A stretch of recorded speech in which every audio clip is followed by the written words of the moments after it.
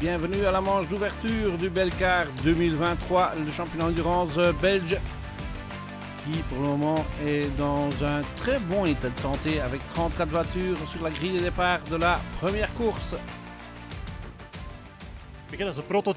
Lorsque les prototypes ont disparu, les gens croyaient que ce serait la fin du Belcar, mais cela s'est avéré faux, non? Oh non, non, c'était effectivement faux, ça a été effectivement dit à l'époque et ça fut une décision difficile. Je sais que certaines personnes avaient investi dans ces voitures, mais d'un autre côté, il faut aussi respecter le public et je pense que le public est plus intéressé à regarder une Lamborghini ou des Porsche, BMW ou d'autres marques se battre pour la victoire dans une course d'endurance. Voici les champions en titre, la PK Carsport Audi GT2 de père et fils Longin et Peter Gullings. Bert, qu'est-ce que ça fait d'être en équipe avec ton fils? C'est très mauvais. Parce qu'il est plus rapide que moi. Non, c'est excellent. Je dois m'assurer de rester motivé, d'être en pleine forme pour m'approcher de ses chronos. Et entre-temps, j'entraîne aussi Peter Gullings, c'est notre chef d'équipe, Anthony Kumpen. Et bien sûr, Marcel toujours un peu aussi. Hein. Voici l'entraînement d'échange de pilotes entre Koen Waters et Jos Menten, aspect très important des courses d'endurance. Vous pouvez facilement perdre 5, 6 ou plus secondes avec un changement de pilote et c'est très difficile de les récupérer en piste. Donc 60 secondes pit-out, si c'est 61, c'est une seconde de trop. Donc nous devons donc nous entraîner et encore demain et chaque fois avant chaque course, oui. Voici la Porsche Red Ant Racing de, entre autres, Steven Bellingen qui fait son retour au Belcar. Oui, je suis revenu à mon premier amour au Belcar. Hein. Dirk et Tom Van Rompuy m'avaient demandé si je voulais encore rouler au Belcar et j'ai accepté sous la condition que c'était une bonne voiture. Et c'est une bonne voiture, mais je dois admettre que je dois encore m'adapter car ça fait longtemps que je n'ai plus couru sur circuit et maintenant je le sens bien. Michael Kersmacher et Guido Kennis partagent une BMW, tout comme leur fille qui partage une autre voiture de l'écurie. Pour moi, il n'y a pas plus beau que ça. Hein. Je pense que c'est peut-être le meilleur aspect du sport. C'est super amusant de le pratiquer, mais pour moi, le meilleur aspect, c'est de pouvoir le partager avec mon père. C'est arrivé un peu bizarrement. Elle faisait du bon boulot et comme récompense, j'ai dit, fais un rallye, hein, c'est marrant, je le fais aussi. Et voilà, c'était l'erreur. Elle a été prise par la microbe et voilà. Le Belcar s'est ajouté. Michael et moi, on se connaît depuis longtemps et vu que Yuna commençait à rouler aussi, voilà, c'était logique qu'elle allait rouler ensemble. Tom Merckx roule au volant de la GG Motorsport BMW. C'est un réajustement, hein, recommencer à zéro. À chaque fois, à chaque saison, à chaque année, on doit recommencer à zéro. Dylan der Dale, très bon dans les qualifs. Un dixième devant son équipier Jos Menten. Oui, c'est beau, hein? On est à égalité. Jos était un dixième plus lent que moi. Ça peut créer une concurrence dans l'équipe. Normalement, ça tourne mal, mais pas ici. On partage tous les infos. Et si l'autre voiture gagne, elle gagne. Hein? Je dois juste donner un peu plus de gaz alors. Je suis très satisfait des deux voitures, oui. En deuxième position sur la grille de départ, l'Audi PK Carsport dans les mains de Stines Longin. Mais la première pole de l'année est pour la Total Plan Racing Lamborghini dans les mains de Cédric Waters.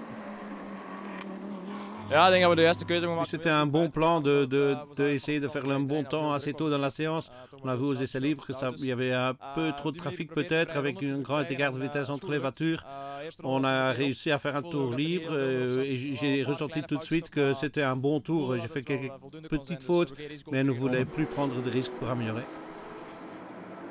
En GTB, la petite catégorie des GT, la M4 GT4 de Kennis Kersmacher et de Jonge font le troisième temps derrière la BM de Zanen et Terklavers.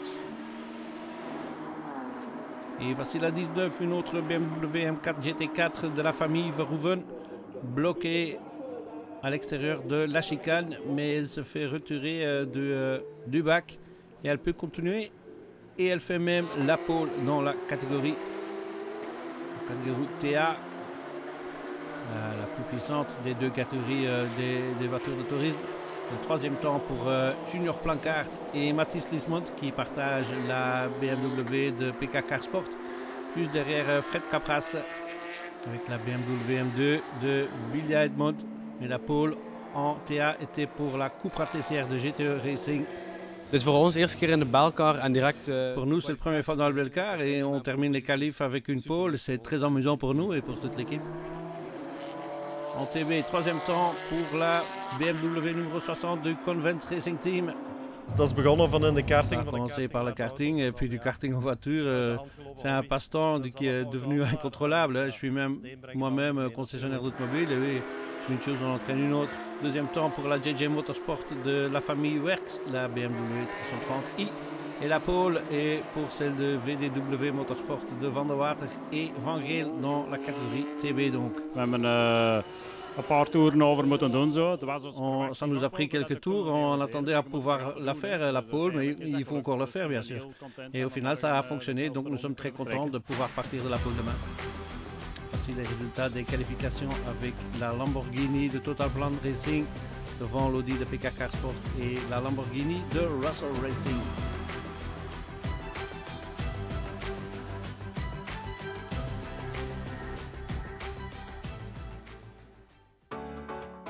Pour la course maintenant, mais d'abord on parle avec Anthony Kumpen, team manager de PK Carsport. Ja, ik vind het best wel spannend. Oui, je trouve ça assez excitant. Je peux certainement contribuer à l'équipe et c'est une façon complètement différente de vivre la course et j'aime bien ça. On est ici à côté du Joël, l'Audi. Qu'est-ce qu'elle fait? Ouais, l'Audi se porte très bien. Hein. Nous avons fait une très bonne saison l'année dernière. Champion d'Europe, champion de Belgique. On a remporté Dubaï, on a gagné les 24 heures de Zolder. Donc on connaît la voiture assez bien maintenant, mais nous avons quand même pu apporter quelques améliorations et pour le moment, elle est assez vite. Was het heel snel. Et on se prépare pour la première course de l'année, une course de 3 heures. Avec 2 arrêts au stand obligatoire, 2 changements de pilote obligatoires. En pôle, la Lamborghini de Total Plan Racing et c'est Kenneth Lintout qui va prendre le départ avec la Lamborghini au volant de l'Audi GT2 de PK Carsport. Ça sera Bert Redant. En deuxième ligne, cette superbe Lamborghini très rouge du Russell Racing. Christophe Corton au volant. Et aussi sur la deuxième ligne, la Porsche de Belgium Racing avec Dylan Derdale au volant. Une grille de 34 voitures, très spectaculaire avec des voitures GT et des voitures tourisme. Et on prend le départ avec Christophe Corton au volant de la Russell Racing Lamborghini, juste derrière Kenneth Lintout. Et Kenneth Lintout se fait dépasser. Le pole sitter prend un très mauvais départ. Et il est déjà 4e comme vous voyez. On est à bord de la Porsche, la deuxième Porsche de Belgium Racing avec Jos Menton au volant. C'est Corton devant Longin et puis Derdale.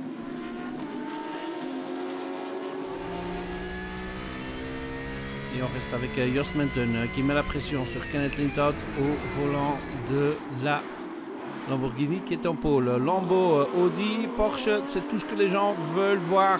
3 marques très prestigieuses qui se battent pour le leadership. Et déjà un problème, je crois, ici. Oui, pour Rowe dans la Porsche 54, celle de Q1 Track Racing.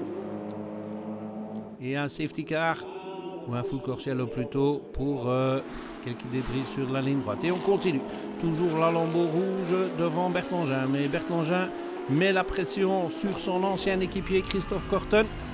On est dans le virage du canal. L'arrière de la Lamborghini commence à glisser. C'est la tête à queue pour Christophe Corton.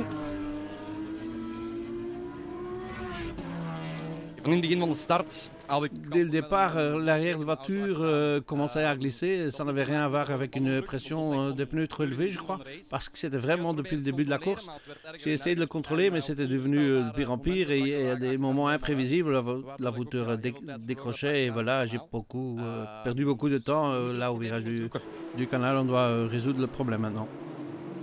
Après 1 heure de course, la Porsche numéro 12 du Redant Racing est toujours dans le top 10.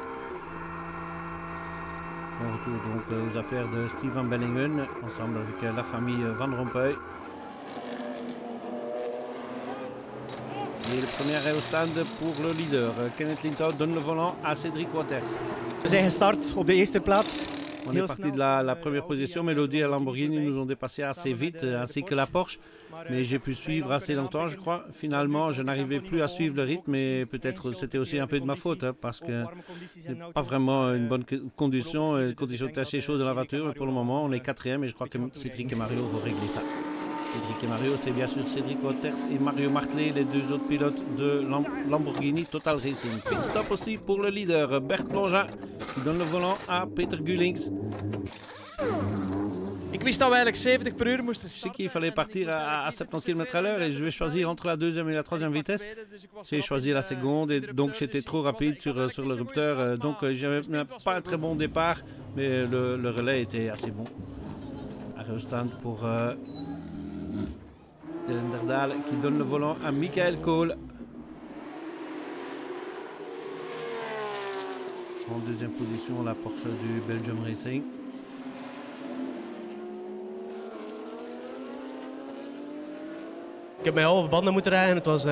J'ai dû rouler avec des pneus à moitié usés et ce n'était pas facile. Hein. J'espère que Dylan pourra rattraper cela maintenant avec les autres pneus parce que c'était assez délicat et il y avait beaucoup de trafic.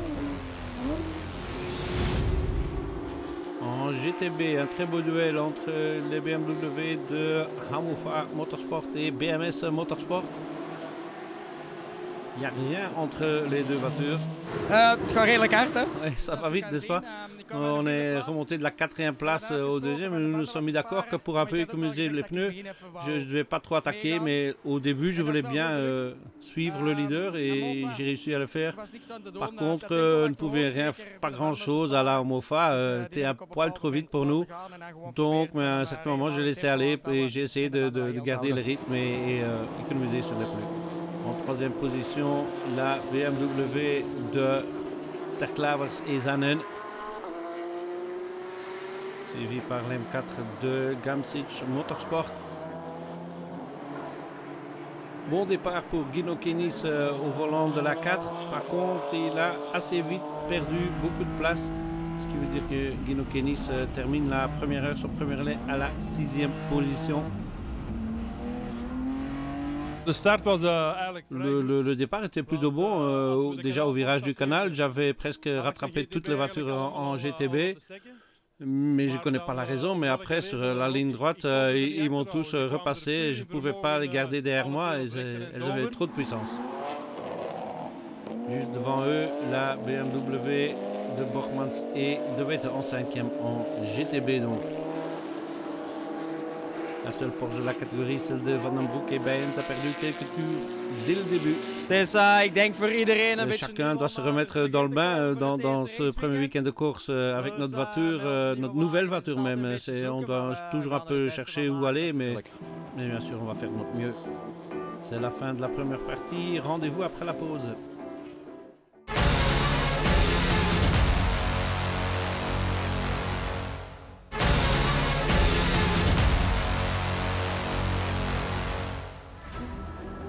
De retour à Zolder pour la manche d'ouverture du Belcar Endurance Championship 2023.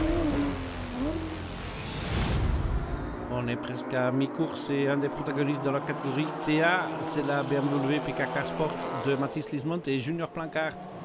Een beetje zoals een diesel. Un peu comme un diesel, hein. Je dois me mettre doucement. Lors de la dernière course que j'ai roulé ici, j'ai fait une faute et je suis sorti. Donc je dois d'abord gagner un peu de confiance, mais dans l'ensemble, tout s'est bien passé. Alles goed verlopen, ja. En tête de la catégorie TA, la Cupra de Van den Hove.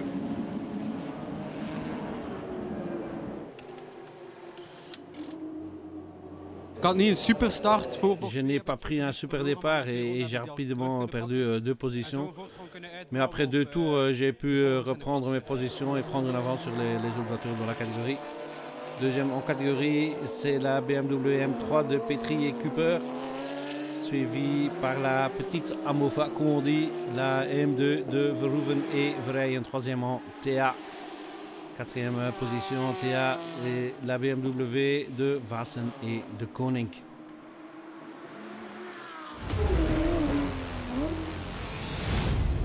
En TB, la plus petite catégorie du plateau Belcar Endurance Championship. Il y a un sérieux duel entre les deux BMW de Van der Water Van Geel et Werks et Werks, suivi par la voiture de Baten et Luhmann. La 57 de Pulings, Vinky et Dirks est en 5e position en TB. Et cette petite Abarth souffre un peu à suivre les BM. De retour vers la catégorie des grands GT. La Red Racing numéro 12, toujours dans le top 10. La famille Van Rompuy et Steve Van Bellingen. Et on rejoint Jeffrey Van Hooydonk au volant de la Lamborghini de Russell Racing. 8e après 2 heures de course.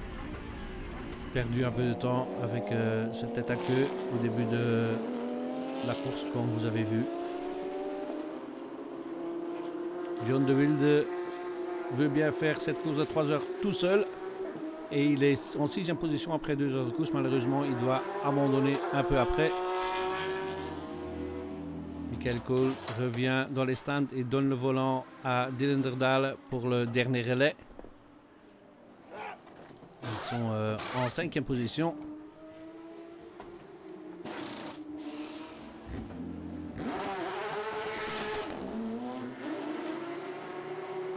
En 4e position, une très belle surprise, la Red Racing Porsche de Philippe Pils et Michael Gavrans.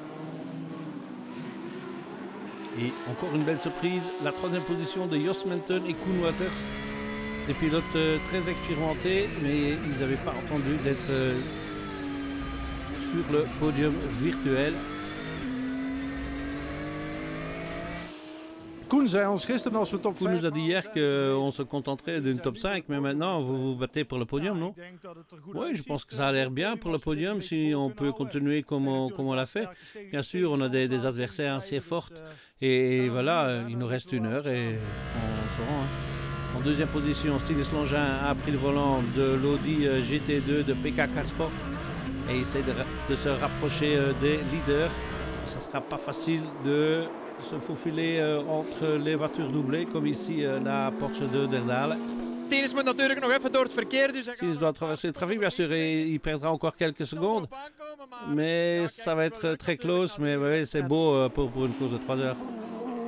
Et en tête, c'est toujours la Lamborghini du Total Planned Racing, toujours avec Cédric Waters au volant. Mario Martin ne prendra pas le volant dans cette course. En GTB, la 4 a gagné quelques positions et est en 3e position. La 4 de Kenis, de Keersmaker et de Jong.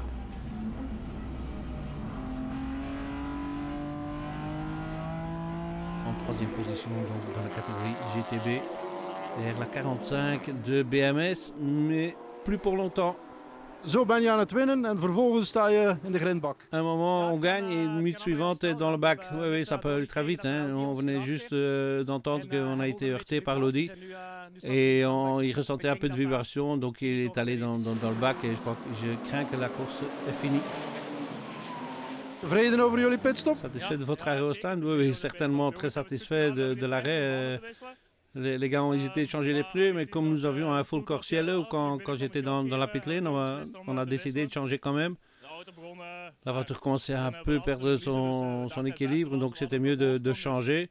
Et on avait aussi un petit avance, donc il reste encore beaucoup de courses. Dans la catégorie DTA, c'est l'autre BMW Amofa, la petite comme on dit, de Verhoeven Everijen qui est 2e derrière la Cupra TCR de Vandenhoven et Brad. Ça serait très excitant dans la dernière heure de course entre ces deux-là.